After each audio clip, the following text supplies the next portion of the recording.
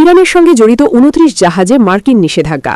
ইরানের তেল ও তেলজাত পণ্য পরিবহনের অভিযোগে ২৯টি জাহাজ এবং সেগুলোর ব্যবস্থাপনা প্রতিষ্ঠানের বিরুদ্ধে নতুন নিষেধাজ্ঞা ঘোষণা করেছে মার্কিন অর্থ মন্ত্রণালয়।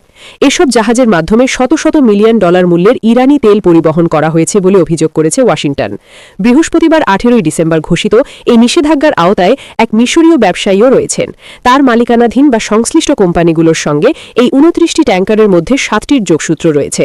মার্কিন অর্থ মন্ত্রণালয় এসব জাহাজকে ইরানের তথাকথিত শ্যাডো ফ্লিটের অংশ হিসেবে উল্লেখ করেছে। এছাড়া সংশ্লিষ্ট আরও কয়েকটি শিপিং কোম্পানির বিরুদ্ধেও নিষেধাজ্ঞা আরোপ করা হয়েছে। অর্থ মন্ত্রণালয়ের ভাষ্য অনুযায়ী নিষেধাজ্ঞাভুক্ত জাহাজ ও প্রতিষ্ঠানগুলো সমুদ্রপথে শত শত মিলিয়ন ডলার মূল্যের ইরানি অপরিশোধিত তেল ও তেলজাত পণ্য পরিবহনে জড়িত ছিল। ডোনাল্ড ট্রাম্প ক্ষমতায় আসার পর থেকে তার প্রশাসন ইরানি অপরিশোধিত তেল ও পরিশোধিত পণ্য পরিবহনের অভিযোগে ১৮০টিরও বেশি জাহাজের ওপর নিষেধাজ্ঞা আরোপ করেছে। তবে ট্যাঙ্কার ট্র্যাকার্স সহ বিভিন্ন তেল রপ্তানি পর্যবেক্ষণকারী ওয়েবসাইটের তথ্য অনুযায়ী ইরানের বিরুদ্ধে যুক্তরাষ্ট্রের অভিযান জোরদার হলেও দেশটির প্রধান ক্রেতা চীন বরং আরও বেশি ইরানি তেল আমদানি করছে, যা যুক্তরাষ্ট্রের জন্য উদ্বেগের কারণ হয়ে দাঁড়িয়েছে।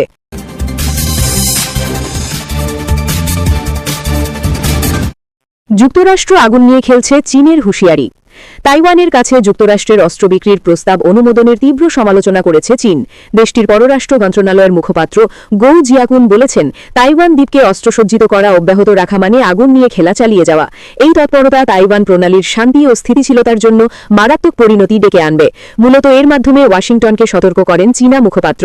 বার্তা সংস্থা সিনহুয়ার প্রতিবেদন অনুযায়ী চীনা পররাষ্ট্র মন্ত্রণালয়ের সংবাদ সম্মেলনে এক সাংবাদিকের প্রশ্নের জবাবে জিয়াকুন বলেন, যুক্তরাষ্ট্রকে অবিলম্বে তাইওয়ানকে অস্ত্রসজ্জিত করার এই বিপজ্জনক পদক্ষেপ বন্ধ করতে হবে। যুক্তরাষ্ট্রের পক্ষ থেকে তাইওয়ানের কাছে উন্নত অস্ত্র বিক্রির পরিকল্পনা অনুমোদনের প্রসঙ্গ টেনে তিনি আরও বলেন, ওয়াশিংটনের এই পদক্ষেপ এক চীন নীতি এবং চীন ও যুক্তরাষ্ট্রের মধ্যে স্বাক্ষরিত ৩টি যৌথ চুক্তিকে গুরুতরভাবে লঙ্ঘন করে। চীনা কূটনৈতিক জোর দিয়ে বলেন, যুক্তরাষ্ট্রের এই পদক্ষেপ চীনের সার্বভৌমত্ব, নিরাপত্তা এবং ভৌগোলিক অখণ্ডতাকে মারাত্মকভাবে ক্ষতিগ্রস্ত করবে, তাইওয়ান প্রণালী জুড়ে শান্তি ও স্থিতিশীলতাকে মারাত্মকভাবে বিঘ্নিত করবে এবং তাইওয়ানের বিচ্ছিন্নতাবাদী শক্তিগুলোর কাছে সম্পূর্ণ ভুল বার্তা পাঠাবে।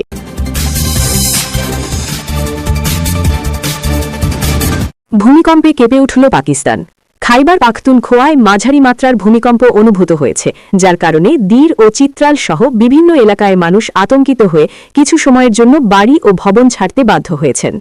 জাতীয় ভূকম্পন কেন্দ্রের প্রতিবেদনে বলা হয়েছে, এই ভূমিকম্পের মাত্রা রিক্টার স্কেলে ৫.৭ এবং ভূমিকম্পটি ১২ কিলোমিটার গভীরে সংঘটিত হয়েছে।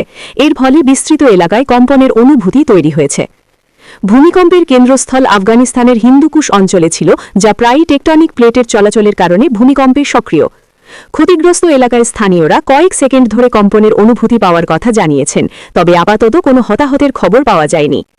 স্থানীয় কর্তৃপক্ষ পরিস্থিতি পর্যবেক্ষণ করছেন এবং দুর্যোগ ব্যবস্থাপনা কর্মকর্তারা জনগণকে সতর্ক থাকার পরামর্শ দিয়েছেন, বিশেষ করে পরে আসতে পারে এমন আফটার শক সম্পর্কে।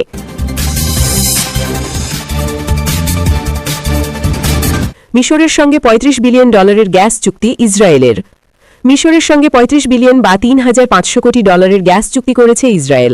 স্থানীয় সময় বুধবার ১৭ ডিসেম্বর এক ঘোষণায় চুক্তির বিষয়টি জানান ইসরায়েলি প্রধানমন্ত্রী বেনিয়ামিন নেতানিয়াহু। ইসরায়েলি সংবাদমাধ্যম চ্যানেল ১৪ নেতানিয়াহুর বরাতে মিশরের সাথে গ্যাস চুক্তিকে একটি অর্থনৈতিক ও কৌশলগত অর্জন হিসেবে অভিহিত করেছে। চুক্তির আওতায় ইসরায়েল অধিকৃত গ্যাস ক্ষেত্রগুলো থেকে বহু বছর ধরে এবং প্রচুর পরিমাণে মিশরে প্রাকৃতিক গ্যাস রফতানি করা হবে এবং সরবরাহের কাজ করবে যুক্তরাষ্ট্রভিত্তিক জ্বালানি কোম্পানি শেভরন। মিশর একসময় প্রাকৃতিক গ্যাসে আপেক্ষিক স্বয়ংসম্পূর্ণতা অর্জন করেছিল এবং এমনকি কিছু সময়ে এটি রফতানিও করত। সেই দেশটি এখন ইসরায়েল থেকে বিলিয়ন বিলিয়ন ডলার মূল্যের গ্যাস আমদানি করতে যাচ্ছে।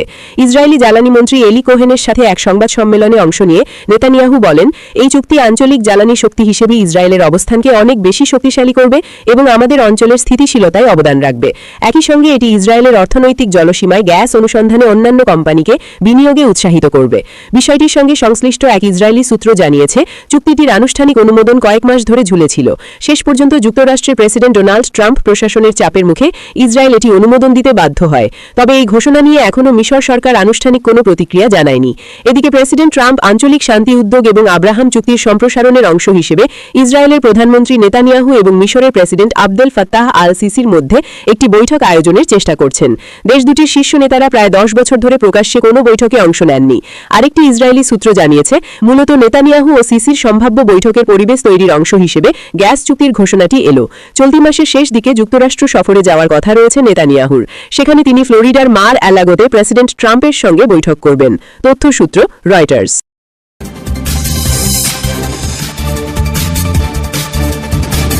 ভারতকে এমন শিক্ষা দিয়েছি যা কোনোদিন ভুলবে না পাকিস্তানের প্রধানমন্ত্রী। পাকিস্তান ভারত সংঘাতে ইসলামাবাদ ভারতের মোদী সরকারের জন্য এমন এক অবিস্মরণীয় শিক্ষা দিয়েছে যা তারা কখনো ভুলবে না, এই কথা বলেছেন পাকিস্তানের প্রধানমন্ত্রী শাহবাজ শরীফ। খাইবার পখতুনখোয়ার কেপি হারিপুর বিশ্ববিদ্যালয় প্রধানমন্ত্রী ল্যাপটপ স্কিম উদ্বোধন উপলক্ষে আয়োজিত এক অনুষ্ঠানে বুধবার ভাষণে একথা বলেন। তিনি বলেন, মার্কা এ হক অর্থাৎ সত্যের যুদ্ধে পাকিস্তানের সশস্ত্র বাহিনী জাতির দোয়া এবং অবিচল সমর্থনের মাধ্যমে বিজয় অর্জন করেছে।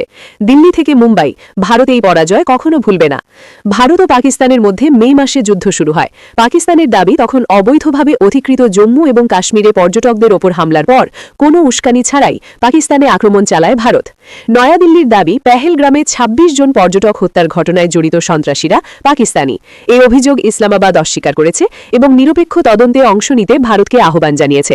৮৭ ঘণ্টাব্যাপী সংঘাতে পাকিস্তান ভারতীয় ৩টি রাফাল সহ ৬টি যুদ্ধবিমান এবং ডজনখানেক ড্রোন ভূপাতিত করে বলে জানানো হয়। দুই পারমাণবিক শক্তিধর দেশের মধ্যকার এই যুদ্ধ ১০ই মে যুক্তরাষ্ট্রের মধ্যস্থতায় একটি যুদ্ধবিরতি চুক্তির মাধ্যমে শেষ হয়। পাকিস্তানের প্রধানমন্ত্রী শাহবাজ বলেন, খাইবার পখতুনখোয়া সাহসী, দৃঢ়চেতা এবং বীর মানুষের প্রদেশ, যারা দশকের দশক ধরে সন্ত্রাসবাদের বিরুদ্ধে লড়াই করে আসছে। তিনি বলেন, আপনাদের ত্যাগের কারণেই দেশে শান্তি ফিরে এসেছে। তিনি ঘোষণা দেন, ল্যাপটপ স্কিমের আওতায় প্রদেশ জুড়ে ল্যাপটপ বিতরণ সম্প্রসারিত করা হবে।